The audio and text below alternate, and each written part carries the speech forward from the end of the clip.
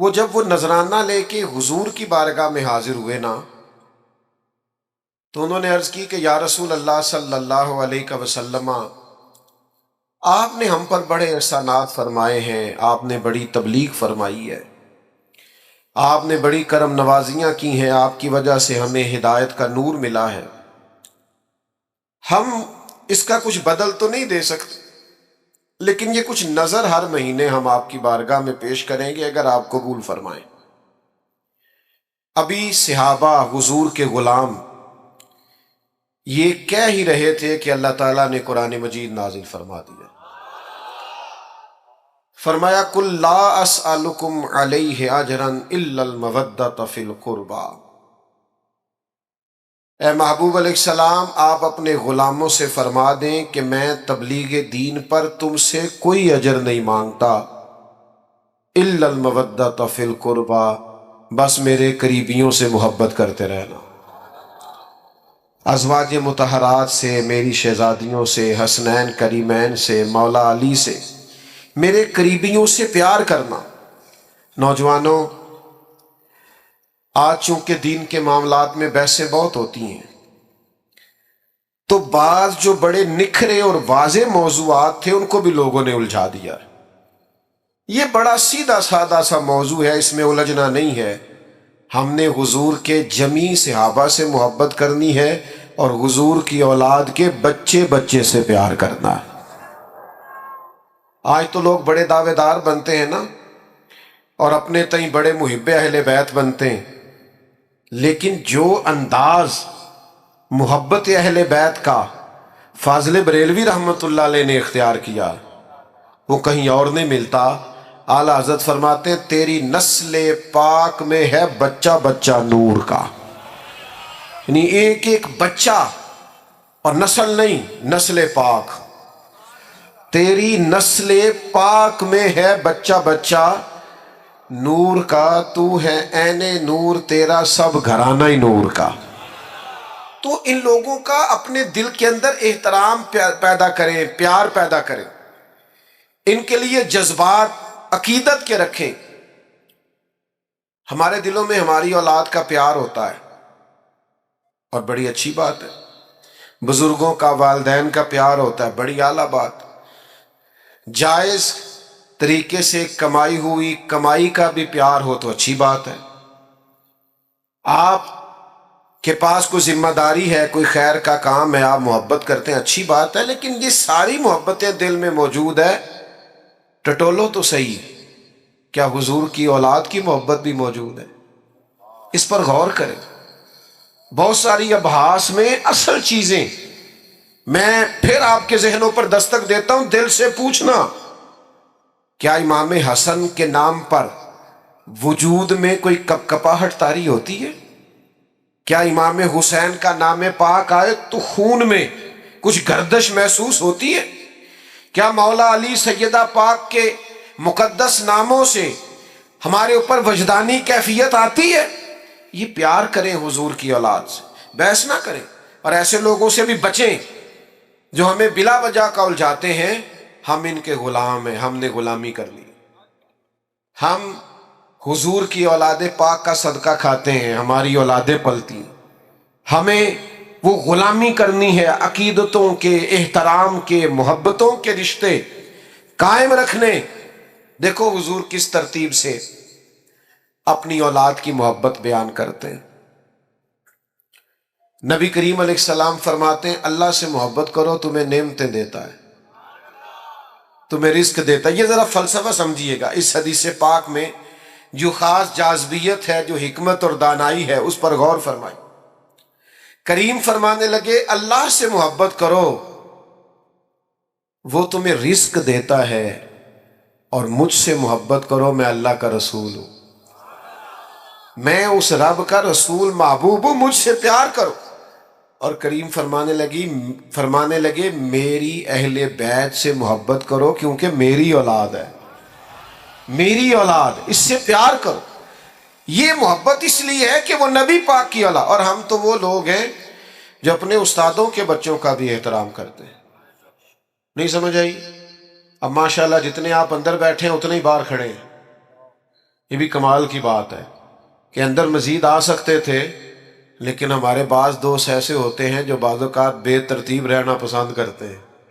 شاید انہوں نے کہیں سے شعر سن لیا ہوگا کہ قدر کھو دیتا ہے ہر روز کا آنا جانا، بڑی دلچسپ ہوتی ہیں بے ترتیب ملاقاتیں۔ تو ان کا بے ترتیب، اور میری جماعت میں بے ترتیب رہنا ویسے ہی کو پسندیدہ ہے، ہمارا مزاج ہے نا، آمدام برسر مطلب۔ بہرحال آپ جہاں بھی کھڑے ہیں، بڑی تعداد میں کھڑے ہیں اور اس موسم میں کھڑے ہیں، اور اتنے شارٹ نوٹس پہ اتنے لوگ آئے ہیں، لگتا یہ ہے کہ یہ اللہ کا فضل ہے کہ حضور کی اولاد کے نام پر اتنے لوگ جمع ہو گئے۔ اب آپ غور فرمائیے اور سمجھیے، ہم تو اپنے استادوں کی اولاد کا بڑا احترام کرتے ہیں، اپنے مشائخ کی، پیروں کی اولادوں کا احترام کرتے ہیں۔ کیوں؟ کہ ہمیں ہمارے بزرگوں نے بتایا کہ اصلہ نال جے نیکی کریے او نسلاں تاک نہیں بھول دے۔ کسی اصل پر احسان کرو نا تو وہ کئی نسلوں، اپنی اگلی نسل کو بھی بتا کے جاتا ہے یہ میرا محسن ہے۔ اصلاں نال جے نیکی کریے تے نسلاں تاک نہیں بھول دے۔ ہاں بے اصلاں نال نیکی کریے، بے اصلاں نال نیکی کریے تے پل کنڈیاں نال تول دے، پھر حالات خراب ہو جاتے ہیں۔ بلکہ کسی نے یوں بھی کہا کہ بے اصلاں نال نیکی کریے تے پٹھیاں چالاں چل دے، وہ الٹ کام کرتے ہیں۔ تو دوست، ہم تو اپنے بزرگوں کی اولادوں کا اور استادوں کی اولادوں کا احترام کرتے ہیں، تو جو نبی پاک کی اولاد ہے، جو حضور کا مقدس خاندان ہے، اس کے لیے کتنی کو عقیدت ہمارے دل میں ہونی چاہیے، کتنا کو احترام ہونا چاہیے، کس حد تک بڑھ کے ہمیں اپنی عقیدتوں، ارادتوں اور محبتوں کا اظہار کرنا چاہیے، اس کو ذرا سمجھیں۔ میں نے پہلے بھی کئی دفعہ دوستوں کو ایک بات سن، چھوڑ دے بھائی چھوڑ دے، کوئی دوست کسی کو اشارہ نہ کرے، او بھیا پیارے رہنے دو رہنے دو، آپ کی مہربانی۔ ہوتا پتہ کیا ہے، اسٹیج پہ اس بندے کو بیٹھنا چاہیے جس نے ہلنا جلنا کام ہے، ورنہ چونکہ سب اسٹیج کی طرف دیکھ رہے ہوتے ہیں، تو جو اسٹیج والا کوئی تھوڑا بہت محبت کا اظہار کرے تو سارے اسے ہی دیکھنے لگ جاتے ہیں۔ تو ساڈا اس ویلے مسئلہ ہے کہ سانو ویکھو، تو یہ بھی عجیب لڑائی ہے محبت کی۔ تو اس لیے کوئی کسی کو اشارہ نہ کرے۔ باقی موبائل سے کچھ دوستوں کو بڑا عشق ہے، آپ جتنا مرضی زور لگائیں انہوں نے نہیں بند کرنا۔ وہ تو مینوں کئی جگہ تو پتہ لگا سوندے بھی سرانے تھلے رکھ کے نے کہ کوئی لے نہ جائے۔ اب اس عشق کا بھی کوئی علاج نہیں، انوکھا ہے، لہذا آپ نہ منع کرنے کا اشارہ کریں، بس ٹھیک ہے اب ایسے ہی چلتا ہے، زمانہ کچھ اس طرح کا ہو گیا ہے۔ بہرحال آمدام برسر مطلب، تھوڑی توجہ کریں۔ میں نے پہلے بھی ایک دو دفعہ بات عرض کی ہے، ہمارے جو پرانے دیسی لوگ تھے نا، ان کی عقیدتیں بڑی ٹھیک تھیں۔ پڑھے لکھے زمانے میں بیسے ہی بیسے ہیں پرانے لوگوں کی نا۔ والد صاحب نا بڑی عید پہ چاول لائے، ابا جی چاول بڑے اچھے تھے، تو یہ پرانے لوگ جانتے ہیں کہ سیمپل کہتے تھے، جو نیا چاول آتا تھا نا 2 کلو چاہیے سیمپل، پہلے پکا کے دیکھ لو۔ پہلے سیمپل آیا، اماں جی نے پکائے، بڑی تعریف کری، کہا بڑا لمبا چاول ہے، بڑا خوشبودار ہے اور بڑا پھول گیا ہے پاک کے، بڑا مزیدار ہے۔ ابا جی پھر وہ خرید لائے، بڑی عید پہ چاول آئے، تو ایک دو دفعہ پکے، پھر دوبارہ دوسرے چاول پکنے لگ گئے جو پہلے سے گھر میں موجود تھے۔ تو والد صاحب میری اماں جی سے کہنے لگے کہ وہ چاول کتنے نہیں، سانو پھر وہی دینے شروع کرتے ہیں۔ تو میری والدہ چپ کر گئی۔ سادے اور کم پڑھے لکھے لوگوں کے اندر جو عقیدتیں بڑی انوکھی تھیں، کہنے لگی وہ چول بڑے سونے سن، میں رکھ چھڑے نے 10 محرم نو امام حسین دی نیاز پکاواں۔ مکان کچے عقیدے پکے، مکان کچے عقیدے پکے، یعنی چاول بھی دینا ہے ان کی نیاز میں تو ستھرا دینا۔ حضور کی اولاد پاک کے نام پہ کچھ چیز دینی ہے تو خاص، یہ ہماری وارفتگیاں تھی، شوق تھا۔ اب ساری محبت صرف سٹیٹس میں ہے، سٹیٹس لگا دو 10 محرم کا، اب فلان کر دو، ہر چیز آپ کی وہ خاص ارادت کہاں؟ کاش 1 محرم سے 10 محرم تک آپ ایک سپارہ پڑھتے اور کہتے یہ میں امام حسین کو نظر پیش کروں گا۔ آپ کچھ نفل بڑھا دیتے کہ امام علی مقام نے تو کربلا میں بھی سجدے کو نہیں چھوڑا۔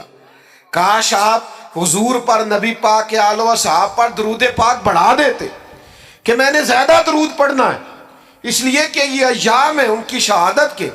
لیکن ہم اصل سے ہٹ گئے، وہ نورانیت، وہ عقیدتیں، وہ احترام، وہ خاص جذبات، وہ خاص انس حضور کی اولاد پاک سے۔ بحث ہی بحث ہے، جتنی مرضی کرا لو، لیکن وہ خاص چیز نہیں رہی۔ اپنے اندر عقیدت پیدا کریں، احترام پیدا کریں، جذبات پیدا کریں۔ ہمارے بزرگ سادات کا بڑا احترام کرتے تھے، وہ حضور کی نسل کا بڑا احترام کرتے تھے، صحیح العقیدہ سادات کے اکرام بڑے کرتے تھے۔ لیکن ہماری نئی نسل میں تو وہ ذوق شوق ہی نظر نہیں آتا۔ تو پہلا سبق آج کا یہ ہے کہ حضور کی اولاد کا پیار ضروریات دین میں سے ہے۔ اس کو اختیار کریں، اپنے دلوں میں پیدا کریں، خاص وارفتگی۔ چلے اس طرح کریں، 9-10 محرم کا روزہ ہی رکھ لیں کہ میں ان کی یاد میں اس عبادت میں مشغول ہو گیا ہوں، کچھ تو کریں، اور یہ بڑی برکت والا روزہ ہے۔ دوسری بات آپ سے یہ کرنی ہے کہ ہمیں نبی پاک کی اولاد کا پیار سکھایا ہی صحابہ نے ہے۔ نہیں سمجھ آئی آپ کو بات کی؟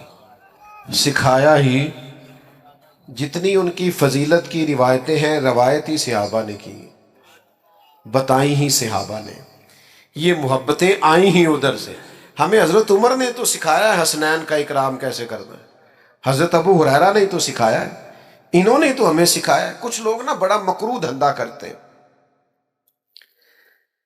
وہ اپنی تقریر چمکانے کے لیے مشاجرات بیان کرتے ہیں۔ میں آج بتاؤں گا حضور کے صحابہ کی شان کیا ہو۔ بھئی آپ کیا بتائیں گے؟ وہ تو اللہ نے بتا دی ہے قرآن میں، وہ تو احادیث میں آ گئی۔ میں بتاؤں گا اہل بیت کی عظمت کیا ہو؟ بھئی آپ کو یہ نوکھی چیز بتائیں گے؟ وہ تو سارا کچھ قرآن مجید نے بیان کر دیا، احادیث مبارکہ میں موجود ہے۔ آپ ایک راوی ہیں، آپ روایت کریں، آپ بیان کریں پڑھ کے، آپ انتشار کا باعث نہ بنے، عقیدتوں کے فروغ کا باعث بنے، محبتوں کے فروغ کا باعث بنے۔ یہ سارا کچھ سکھایا ہی صحابہ نے۔ آپ کے پاس کہاں سے آیا؟ آپ کو کیسے پتا چلا کہ صحابہ حضور کی اولاد کا اکرام کرنا؟ یہ صحابہ نے ہی بیان کیا، صحابہ سے ہی ہمیں ملا ہے، یہ صحابہ کی ہی طرز زندگی سے ہم نے سیکھا ہے۔ توجہ کیجئے گا بات پر۔ کوئی کام پڑ گیا حضرت امام حسن کو حضرت عمر فاروق سے، امیر المومنین تھے جناب عمر، تو آپ تشریف لے گئے ملاقات کے لیے حضرت فاروق اعظم کی خدمت میں۔ جب پہنچے تو دروازے کے باہر آپ کے اپنے بیٹے حضرت عبداللہ ابن عمر بھی کھڑے تھے۔ تو حضرت امام حسن رضی اللہ تعالیٰ عنہ جناب فاروق اعظم کے صاحبزادے سے کہنے لگے آپ یہاں کیوں کھڑے؟ تو فرمانے لگے کہ والد صاحب کے پاس کچھ مہمان آئے ہیں، تو کوئی میٹنگ چل رہی ہے، کچھ گورنر حضرات بیٹھے، تو مجھے انہوں نے کہا تم ذرا باہر کھڑے ہو، کوئی بات کر رہے ہیں وہ، تو میں آ گیا ہوں۔ تو امام حسن فرمانے لگے ٹھیک ہے، میں بھی ظہر کے وقت مسجد میں مل لوں گا، مجھے کوئی کام تھا۔ تو حضرت عبداللہ فرمانے لگے نہیں آپ چلے جائیں، آپ تو حضور کے شہزادے ہیں۔ انہوں نے کہا نہیں وہ مصروف ہیں، انہوں نے کہا بھی، لیکن امام حسن واپس تشریف لے گئے۔ جب جناب عمر فارغ ہوئے تو حضرت عبداللہ ابن عمر نے بتایا کہ امام حسن آئے تھے۔ تو حضرت فاروق اعظم فرمانے لگے روکا کیوں نہیں، مجھے بلایا کیوں؟ عرض کی حضور میں نے ان سے کہا تھا، عرض کیا تھا، پر وہ چلے گئے۔ حضرت فاروق اعظم نہ گھر گئے نہ مسجد گئے، سیدھے امام حسن کے گھر گئے، دروازے پہ دستک دی، سیدنا امام حسن تشریف لائے۔ شہزادے آپ آئے تھے تو ملے بغیر آ گئے، کہا آپ مصروف تھے، میں نے کہا مسجد میں مل لوں گا۔ تو جناب عمر جذباتی ہو گئے، کہا آپ کو ملنا چاہیے، حضور آپ کے شہزادے بھی باہر کھڑے تھے۔ فرمایا میرا اور آپ میرے بیٹے کا اور آپ کا کیا مقابلہ؟ کیا اس کی ماں کا نام فاطمہ ہے؟ کیا اس کی نانی کا نام ختیجہ ہے؟ کیا اس کے نانا کا نام محمد عربی ہے؟ ہمیں سکھایا ہی صحابہ نے، تم کہاں سے لے آئے ہو بات؟ ان کا اختلاف تھا، قربان جائیں۔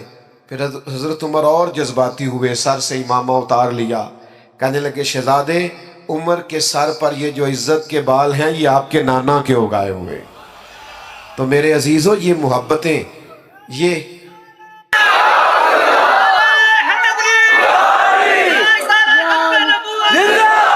ہمیں سکھایا ہی حضور کی صحابہ نے۔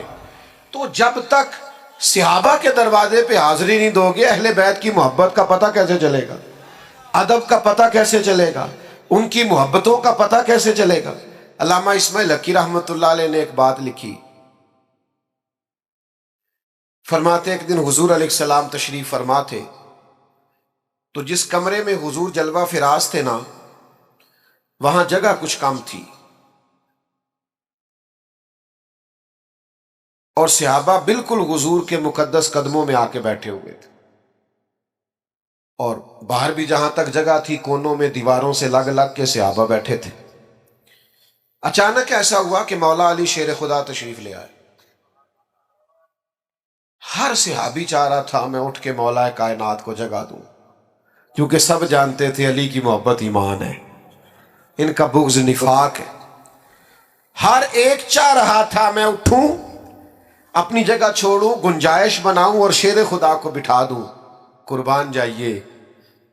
سارے ہی چاہ رہے تھے، پر پتہ ہے سب سے پہلے کون اٹھے؟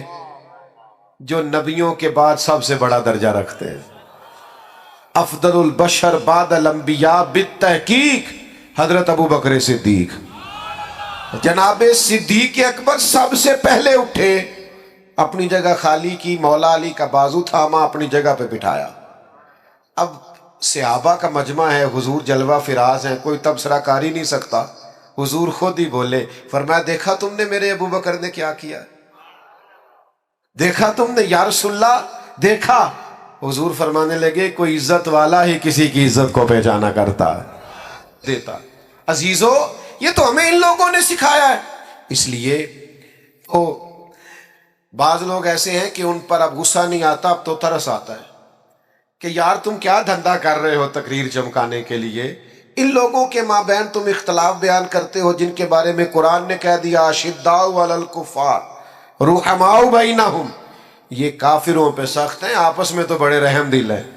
تو جن کو قرآن مجید کہہ رہے رحم دل ہیں، نس آ گئی، تم مزید کوئی نیا عنوان کیا بیان کرتے ہو؟ تو بھائیو، ایک تو یہ کہ ان سے احترام کریں، اور دوسرا یہ کہ سمجھیں ان کی محبت اور عقیدت ہمیں کس نے سکھائی۔ تیسری بات، بہت مشکل نہیں ہے فلسفہ کربلا سمجھنا، کیونکہ لوگ پیغام امام حسین پر عمل نہیں کرنا چاہتے، اس لیے کہتے ہیں بڑا مشکل ہے، بڑا مشکل ہے۔ وہ ہمارے بعض صوفی ایسے ہیں درویش، کہتے معرفت نو سمجھنا سارے دے بس دی گل نہیں، تاکہ کوئی بندہ اس پینڈے پوے ہی نہ۔ وہ اللہ کے بندے، یہ معرفت کیا ہے؟ سادہ سا اخلاق ہنسنا ہے، باطن کو سنوارنا ہے، اخلاص پیدا کرنا ہے، عاجزی پیدا کرنا، یہی ہے سارا۔ آپ کیا سکھانا چاہتے ہیں؟ مثلا صرف آپ بھگا رہے ہیں لوگوں کو، اور انوکھے انوکھے لوگ، یعنی بعض اوقات نا ہنسی آتی ہے، بیچارہ ایک دن بھی کسی ادارے میں نہیں گیا، کسی استاد کے پاس نہیں بیٹھا، کچھ پتہ نہیں، اور وہ کیا کہہ رہا ہے کہ مولویوں نو کی پتا معرفت کی ہوندی۔ میں کہا جیڑی تیرے کو لے دا واقعی کسی نہیں پتا۔ بان ظلموں جو کرے فقیری او کافر مرے دیوانہ ہو، وہ جو تو کہہ رہا ہے نا واقعی دا نہیں پتا، تو سچ ہے۔ تو عجیب لوگ ہیں، اور جناب وہ لوگ بڑے حیران ہوتے ہیں کہ بڑی حیرت انگیز بات کر رہا ہے۔ تو سمجھ لینا ہے، آپ نے غور کرنا ہے کہ واقع کربلا واضح ہے امام حسین رضی اللہ تعالیٰ عنہ کا مقصد واضح۔ امام حسین نکلے تھے کہ ظلم نہیں کرنے دیں گے، جبر نہیں کرنے دیں گے، بربریت نہیں کرنے دیں گے، غیر اخلاقی انداز نہیں اختیار کرنے دیں گے، کوئی بادشاہ جبر کے زور پر اگر مسلط ہوگا تو مسلط نہیں ہونے دیں گے۔ ظلم و جبر و بربریت کے خلاف نکلے امام حسین۔ اور پھر جن رستوں پہ تھوڑی مشکل آئے نا، گاڑی چلانے والے کا پتہ بھی انہی رستوں پہ چلتا ہے، سیدھی سیدھی تو سارے چلا لیتے ہیں۔ یہ سپیڈ بریکر زیادہ ہو نا، وہ ایک دفعہ ہم سندھ گئے ہوئے تھے کچھ دنوں کے لیے، مختلف محافل میں 5-6 دن لگ گئے، تو واپسی پہ سکھر پہ موٹر وے سے چڑھ گئے، تو میں نے اپنے گاڑی چلانے والے دوست سے کہا لو اب لاہور تک آسان ہے، تو کہنے لگا حضرت صاحب ہے مشکل جی۔ میں کہ کیوں؟ کہنے لگا تو نیند آن لگ پی سیدھی سیدھی جو ہوئی، وہ جڑا اچانک چنگچی والا سامنے آتا ہے نا، بندہ ذرا جاگتا رہتا ہے، اچانک سپیڈ بریکر آتا ہے تو آنکھیں کھلی رہتی، جس میں شک ہوتا ہے نا کہ انہیں تو اشارہ بھی نہیں لانا، تو بندہ ذرا احتیاط سے چلاتا ہے، لیکن یہ بالکل ہی سیدھی سیدھی ہے تو اس میں کیا ہوتا ہے، نیند آنے لگتی۔ लक़द खलक़नल इंसान फी कबद, अल्लाह कहता है मैंने इंसान को मुशक्कत में पैदा किया। तेरी जिंदगी का हुस्न ही ये है कि तू मुशक्कत करे, तू काम करे। मैंने पहले भी इसी मकाम पे कहा था, मुझे याद है, फिर कहता हूं, जितना बंदा बड़ा होता है उसका दुख भी उतना बड़ा होता है, उसका जख्म भी उतना गहरा होता है। आपका ख्याल होता है फलां बड़ा पॉपुलर है, बड़ा मशहूर है, बड़ा आदमी है, ये तो कभी आप उससे मिले, ये उसके पास बैठे, आपको पता चले कि जितना इंसान बड़ा होता है उसकी तकलीफें भी उतनी बड़ी होती हैं, उसके जख्म भी उतने बड़े होते हैं। और जख्म पे जख्म खा के जी, खूने जिगर के घूंट पी, आह न कर लबों को सी, ये इश्क है कोई दिल लगी नहीं। ये मुश्किल काम है, आपको इससे गुजरना है और इस मुशक्कत को झीलना है और ये जबर सहना है। इमाम अली मकाम निकले जुल्म के खिलाफ, तो फिर वो सारे काम उन्होंने सहे, परदेश भी काटा, बच्चों की भूख भी देखी। 4 चीजें इमाम हुसैन ने हमें सिखाई हैं करबला में। वैसे तो बड़ा कुछ सिखाया है आज की बज़्म के लिए। सबसे पहले इमाम हुसैन ने हमें सिखाया है कि जो चीज जीता करती है वो सब्र है। जिस चीज में अल्लाह की मदद शामिल होती है वो सब्र है। सब्र एक बहुत बड़ी तदबीर का नाम है, सब्र बहुत बड़ी ताकत है। जो आपकी सारी बातें सुन के तलक चुप कर गया है ना, उसके सब्र से डरो। जो बहू पूरे खानदान का जबर सह के सब्र करती है, उसके सब्र से डरो। जिसका फैक्ट्री का ऑनर और मालिक अपने मजदूरों पर जुल्म करता है, जबर करता है और उनकी तौहीन माज़ अल्लाह करता है, वो उनके सब्र से डरे। क्यों? इसलिए कि सब्र वाला बड़ा ताकतवर होता है। क्यों? कि इन्नल्लाह मअस साबिरीन, सब्र करने वालों के साथ अल्लाह। मैदान करबला में क्या जंग थी? हजारों के लश्कर से 72 लोगों ने लड़ना था। उस जंग, वो जंग तलवारों की तलवारों से नहीं थी, नेज़ों की नेज़ों से नहीं थी। करबला में जुल्म की जंग सब्र के साथ थी, जबर की जंग सब्र के साथ थी। सब्र जीत गया और जुल्म हार गया। वो जो जीत गए वो हुसैन है, और जो 4 साल हुकूमत करके हार गया वो यजीद है। तो अजीज, सब्र अपनी जिंदगी में पैदा करें, हौसला। हमारे अंदर ना बड़ी बेसब्री आ गई है, मिनट मिनट पे तल्ख होते हैं, लड़ाइयां हैं, झगड़े, हौसला नहीं, बर्दाश्त नहीं, कुव्वत नहीं। दिल बड़ा करो, ज़र्फ बड़ा करो, सब्र पैदा करें। आपको महसूस होगा कि आप ताकतवर होते जा रहे हैं। दूसरी बात हमें इमाम हुसैन ने करबला में सिखाई है इस्तिकामत। मुझे एक बच्चा कहने लगा कि मैं बड़े काम करना, कोई भी तोड़ नहीं चढ़ता। मैं क्या, तू बड़े रहने दे, कोई एक ही काम कर, लेकिन इस्तिकामत से कर। पत्थर भी कहीं पड़ा रह जाए ना मुस्तकिल, तो उसमें मिट्टी चढ़ती रहती है, वो ताकतवर हो जाता है, वजनी हो जाता है। एक कतरा भी, एक कतरा कतरा टूटी से गिरे ना, नल कभी लीक हो जाए, कतरा कतरा गिरे तो नीचे पत्थर भी हो ना, गिरे जरा मुस्तकिल, उसमें भी सुराख कर देता है। हालांकि पानी से पत्थरों में सुराग, लेकिन सुराख क्यों हो गया? कि वो मुस्तकिल गिरा। आप कोई काम मुस्तकिल करेंगे तो फतह याब हो जाएंगे, लेकिन हम क्या करते हैं, सुबह इरादा और है और दोपहर को प्रोग्राम और है और शाम को बिल्कुल ही और है, तो फिर कोई काम नहीं होता। मुस्तकिल आप काम करें, मुस्तकिल बुनियादों पे। चीजें आएंगी आपको कमजोर करेंगी, कभी औलाद, कभी माल, कभी वतन, लेकिन इमाम हुसैन से सीखो ना। इमाम अली मकाम एक जगह भी कमजोर नहीं पड़े। सैयदना इमाम हुसैन रदी अल्लाह ताला अन्हु इतने ताकतवर रहे कि उन्हें अपने प्यारों की मैयतें भी उठा के लानी पड़ी, तो फिर भी वो इस्तकामत के साथ खड़े रहे। कहीं खड़े तो हो, जरूरी नहीं है हालात हमेशा आपके मुताबिक ही हो, हालात ऊपर नीचे होते रहते। वो एक बुजुर्ग थे, तो उन पर किसी ने कोई इल्जाम लगा दिया, इल्जाम झूठा था, तो प्यार करने वालों ने पत्थर मारने शुरू कर दिए। तो एक आदमी गुजरा तो फूल फेंक गया, تو شیخ نے پھول اٹھا کے واپس کر دیا، کہنے لگے آج کل پھولوں کے دن نہیں، پتھروں کے ہیں، بڑی جلدی پھولوں کے بھی آنے والے ہیں، پھر پھول لیں گے تم سے انشاءاللہ۔ ابھی ہمیں یہ دن بھی تھوڑے سے اسی طرح مسکرا کے گزارنے دو، دن جو ہمارے چل رہے ہیں۔ تو میرے بھائی یاد رکھیے گا اور سمجھیے گا، استقامت سے وقت گزارے، دن تو اوپر نیچے ہوتے رہتے ہیں۔ تیسری بات، اپنی اولاد کی تربیت سخت بنیادوں پر کریں۔ بچوں کی ساری خواہشات پوری کرنا بعض اوقات ان کے ساتھ زیادتی ہوتی ہے۔ جی میں جو انہوں نے کہا میں نے لا کے دی ہے، آپ نے غلط کیا بھیا، آپ کو کچھ چیزیں نہیں بھی دینی چاہیے تھی، تاکہ زندگی میں اگر انہیں کبھی کوئی چیز نہ ملے تو ان کے دل نہ ٹوٹے، ان کو صبر کرنا بھی آئے، حوصلہ بھی کرنا آئے۔ کبھی کبھی آپ کو انکار بھی ہونا چاہیے، یعنی وہ کچھ لوگ ایسے ہوتے ہیں جن کا پتہ ہوتا ہے ان کو انکار بھی کر دیا، نہ جا تیرے حال نہیں ہونا آتے وہ اپنے، انہیں مڑ بھی جانا کدھرے نہیں، تو نہیں جاتا بندہ، کئی دفعہ نہیں بلاتا، نہیں جاتا، نہیں زیادہ ملاقات کرتا، پتہ ہے بندہ اپنا ہے۔ تو کچھ ایسے تعلقات ہوتے ہیں جو کسی قیمت پہ ٹوٹتے نہیں، تو کچھ ایسا کرے کہ اولادوں کی سخت بنیادوں پر تربیت کرے۔ دیکھیں نا، حضور سید عالم صلی اللہ علیہ وسلم نے تربیت کی ہے اپنی اولاد کی، تو کن بنیادوں پہ سرور کائنات نے تربیت کی؟ حضور سید عالم علیہ السلام نے اس بنیاد پر تربیت کی کہ اللہ سے دعا مانگی، اے اللہ ایک وقت روٹی دینا اور ایک وقت فاقہ دینا، فاقے رہے، ہفتہ ہفتہ فاقے رہے سیدہ پاک کے گھر میں۔ کائنات کے سب سے عظیم شہزادے تو یہ تھے نا، تو یہ فاقے سے رہنا اور مشقت سے رہنا، حضرت علی رضی اللہ تعالیٰ عنہ خود اپنے بچوں کی تربیت کرتے تھے۔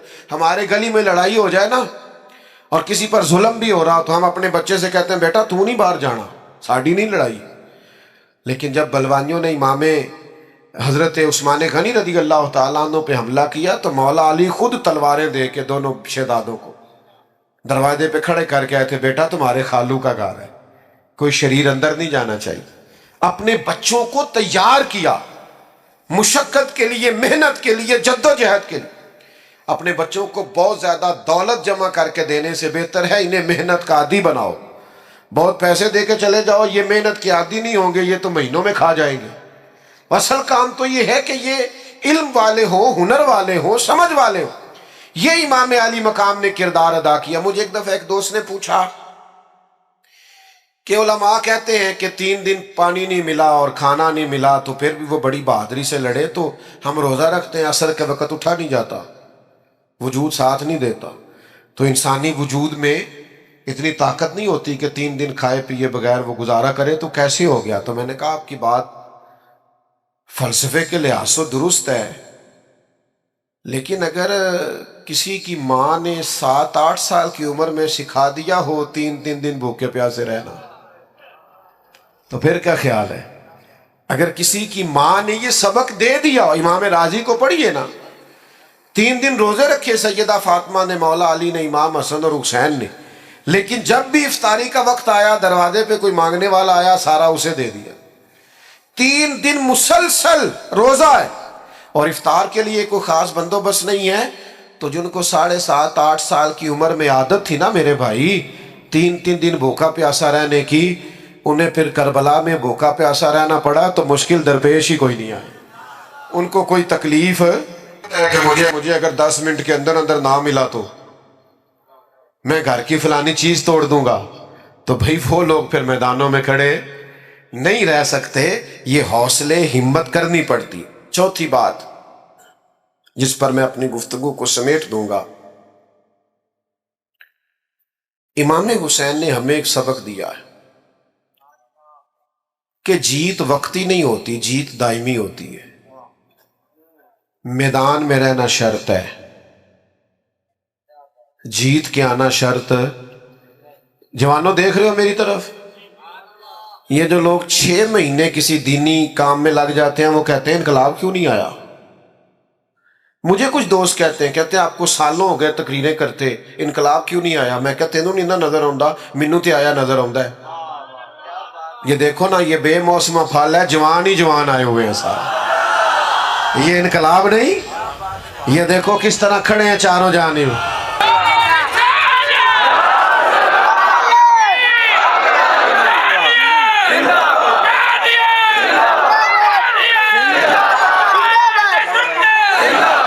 تو یہ انقلاب نہیں، یہ جس بچے نے نعرہ لگایا ہے چڑھتی جوانی اور خوبصورت داڑھی تو انقلاب ہی ہے سارا. تو میرے بھائی آپ کس کو انقلاب سمجھتے ہیں؟ باقی جہاں تک اس بات کا تعلق ہے کہ آپ محنت کرتے ہیں تو دنیا کیوں نہیں بدلی، تو بھائی نوکر کا کام یہ ہے کہ مسجد ٹائم پہ کھول لے، اذان ٹائم پہ دے، نمازی تو رب بھیجا کرتا ہے. تو ہم ڈیوٹی دے رہے ہیں اور اذانیں پڑھ رہے ہیں، وقت آئے گا اللہ دل بدل دے گا، حالات ٹھیک ہو جائیں گے، پر ہم نے نوکری نہیں چھوڑنی، ہم نے ڈیوٹی، سمجھ آ رہی ہے، ہم نے بات کرنا نہیں چھوڑنا، ہم نے ذکر کرنا نہیں چھوڑنا. ہم ذکر کرتے رہیں گے، انشاءاللہ دلوں میں اتر جائے گا. ایک وقت آئے گا تبدیلی آ جائے گی.